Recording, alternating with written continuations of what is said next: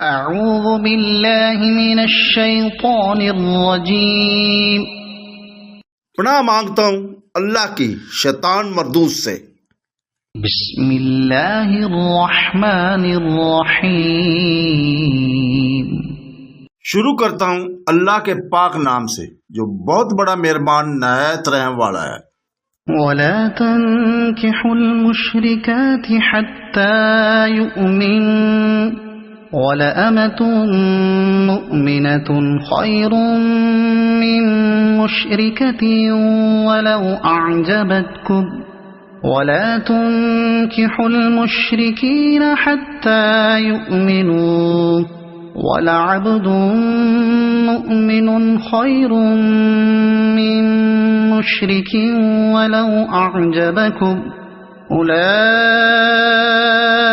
يدعون إلى النار والله يدعو إلى الجنة والمغفرة بإذنه ويبين آياته للناس لعلهم يتذكرون۔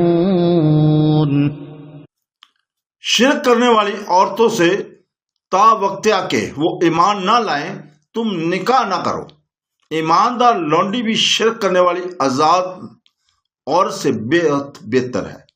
گو تمہیں مشرکہ ہی اچھی لگتی ہو اور نہ شرک کرنے والے مردوں کی نکاح میں دو جب تک کہ وہ ایمان نہ لائیں۔ ایماندار غلام آزاد مشرک سے بہتر ہے۔ گو مشرک تمہیں اچھے لگے، یہ لوگ تو تمہیں جہنم کی طرف بلاتے رہیں، اور اللہ تعالیٰ تمہیں جنت کی طرف اور اپنی بخشش کی طرف اپنے حکم سے بلا رہا ہے۔ وہ اپنی آیتیں لوگوں کے لیے بیان فرما رہا ہے تاکہ وہ نصیحت حاصل کریں۔ اس آیت کریمہ کو ابن کثیر اس طرح بیان کرتے ہیں کہ بت پرست مشرکہ عورتوں سے نکاح کی حرمت بیان ہو رہی ہے۔ گو آیت کا عموم تو ہر ایک مشرک عورت سے نکاح کرنے کی ممانعت پر ہی دلالت کرتا ہے، لیکن دوسری جگہ فرمان ہے کہ تم سے پہلے جو لوگ کتاب اللہ دیے گئے ہیں ان کی پاک دامن عورتوں سے بھی جو زنا کاری سے بچنے والی ہوں ان کی مہر ادا کر کے ان سے نکاح کرنا تمہارے لیے حلال ہے۔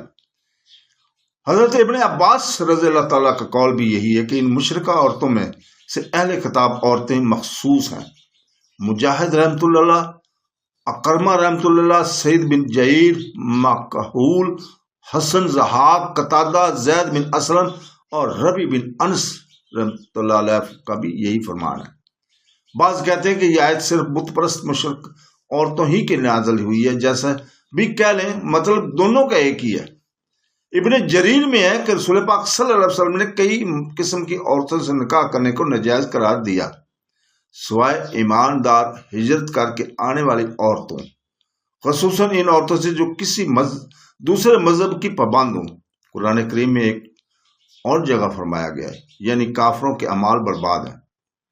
ایک روایت میں ہے کہ حضرت طلحہ بن عبید اللہ نے یہودیہ عورت سے نکاح کیا تھا، اور حضرت حذیفہ بن ایمان نے ایک نصرانیہ عورت سے نکاح کر لیا تھا، جس پر حضرت عمر رضی اللہ تعالیٰ نے سخت ناراض ہوئے تھے، یہاں تک کہ قریب تھا کہ انہیں کوڑے لگائے جائیں۔ ان دونوں بزرگوں نے کہا کہ اے امیر المومنین، آپ ناراض نہ ہوں، ہم انہیں طلاق دے دیتے ہیں۔ آپ رضی اللہ تعالیٰ نے فرمایا اگر طلاق دینی حلال ہے تو پھر نکاح بھی حلال ہونا چاہیے۔ میں انہیں تم سے چھین لوں گا اور اس ذلت کے ساتھ انہیں ہلاک کروں گا، لیکن یہ حدیث نہایت غریب ہے اور حضرت عمر رضی اللہ تعالیٰ سے بالکل ہی غریب ہے۔ امام ابن جریر رحمۃ اللہ علیہ نے اہل کتاب عورتوں سے نکاح کے حلال ہونے پر اجماع نقل کیا ہے، اور حضرت عمر رضی اللہ تعالیٰ کے اس اثر کے بارے میں تحریر کیا کہ یہ صرف سیاسی مصالحت کی بنا پر تھا تاکہ مسلمان عورتوں سے لوگ بے رغبتی نہ کریں، اور نہ کوئی حکمت عملی اس فرمان میں تھی۔ چنانچہ اس روایت میں یہ بھی ہے کہ جب حضرت حذیفہ رضی اللہ تعالیٰ کو یہ فرمان ملا تو انہوں نے جواب میں لکھا کہ کیا آپ اسے حرام کہتے ہیں؟ خلیفۃ المسلمین نے جواب دیا کہ حرام تو نہیں کہتا، مگر مجھے خوف ہے کہ کہیں تم مومن عورتوں سے نکاح نہ کرو۔ اس روایت کی سند بھی یہی ہے، صحیح ہے۔ ایک اور روایت میں ہے کہ حضرت عمر رضی اللہ تعالی عنہ نے فرمایا کہ مسلمان مرد نصرانی عورت سے نکاح کر سکتا ہے، لیکن نصرانی مرد کا نکاح مسلمان عورت سے نہیں ہو سکتا۔ اس روایت کی سند پہلی روایت سے زیادہ صحیح ہے، اور ابن جریر رحمۃ اللہ علیہ میں تو ایک مرفوع حدیث بھی مروی ہے کہ ہم اہل کتاب کی عورت سے نکاح کر لیں، لیکن اہل کتاب مرد مسلمان عورتوں سے نکاح نہیں کر سکتے۔ لیکن اس سند میں کچھ کمزوری ہے، مگر امت کا اجماع اسی پر ہے۔ ابن ابی حاتم کی روایت میں کہ حضرت فاروق اعظم نے اہل کتاب کے نکاح کو ناپسند کیا اور اس آیت کی تلاوت فرما دی۔ حضرت امام بخاری رحمۃ اللہ علیہ حضرت عمر رضی اللہ تعالیٰ کی یہ قول بھی نقل فرماتے ہیں کہ میں کسی شرک کو اس شرک سے بڑھ کر نہیں پاتا کہ وہ عورت کہتی ہے کہ عیسیٰ علیہ السلام اس کے اللہ ہیں۔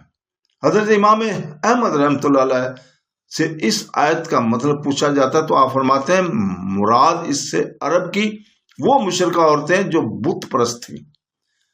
پھر ارشاد فرماتا ہے، ارشاد ہوتا ہے کہ ایمان والی لونڈی شرک کرنے والی آزاد عورت سے اچھی ہے۔ یہ فرمان عبداللہ بن روحہ رضی اللہ تعالیٰ عنہ کے بارے میں نازل ہوتا ہے۔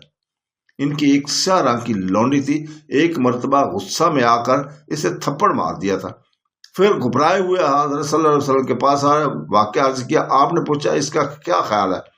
کہا حضور وہ روزے رکھتی ہے، نماز پڑھتی ہے، اچھی طرح وضو کرتی ہے، اللہ کی وحدانیت اور آپ کی رسالت کی گواہی دیتی ہے۔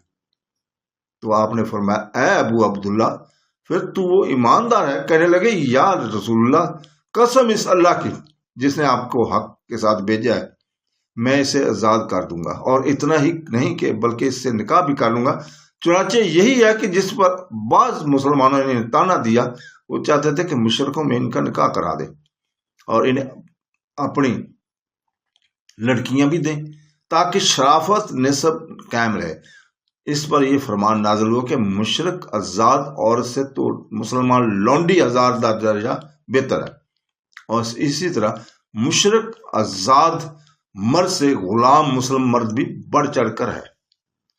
مسند عبد بن حمید میں ہے کہ رسول پاک صلی اللہ علیہ وسلم نے فرمایا عورتوں کے محض حسن پر فریضہ ہو کر ان سے نکاح نہ کر لیا کرو، ممکن ہے کہ ان کا حسن انہیں مغرور کر دے۔ عورتوں کے مال کے پیچھے اس سے نکاح نہ کر لیا کرو، ممکن ہے مال انہیں سرکش کر دے۔ نکاح کرو تو دینداری دیکھا کرو۔ بدصورت سیاہ فام لونڈی بھی اگر دیندار ہو تو بہت افضل ہے، لیکن اس حدیث کے راویوں میں افریقی ضعیف ہے۔ بخاری اور مسلم میں حضرت ابو ہریرہ رضی اللہ تعالیٰ سے روایت ہے کہ رسول پاک صلی اللہ علیہ وسلم نے فرمایا 4 باتیں دے کر عورتوں سے نکاح کیا جاتا ہے، ایک تو مال، دوسرے حسب نسب، تیسرے جمال اور خوبصورتی، چوتھے دین۔ تم دینداری ٹٹولو۔ مسلم شریف میں ہے کہ دنیا کا کل کی کل ایک متاع ہے، متاع دنیا میں سب سے افضل چیز نیک بخت عورت ہے۔ پھر فرمانا ہے کہ مشرک عورتوں کے نکاح میں مسلمان عورتیں بھی نہ دو، جیسے ایک جگہ اور فرمان ہوا ہے کہ نہ کافر عورتیں مسلمان مردوں کے لیے حلال، نہ مسلمان مرد کافر عورتوں کے لیے حلال۔ پھر فرمانا کہ مومن مرد گو چاہے حبشی غلام ہو پھر بھی رئیس اور سردار آزاد کافر سے بہتر ہے۔ ان لوگوں کا میل جول، ان کی صحبت، محبت، دنیا حفاظت دینا اور دنیا طلبی اور دنیا کو آخرت پر ترجیح دینی سکھاتی ہے، جس کا انجام جہنم ہے، اور اللہ تعالیٰ کے فرمان کی پابندی اس کے حکموں کی تعمیل جنت کی رہبری کرتی ہے۔ گناہوں کی مغفرت باعث بنتی ہے۔ اللہ تعالیٰ نے لوگوں کی واعظ اور نصیحت اور پند و عبرت کے لیے اپنی آیتیں واضح طور پر بیان کر دی ہیں۔ صدق اللہ العظیم۔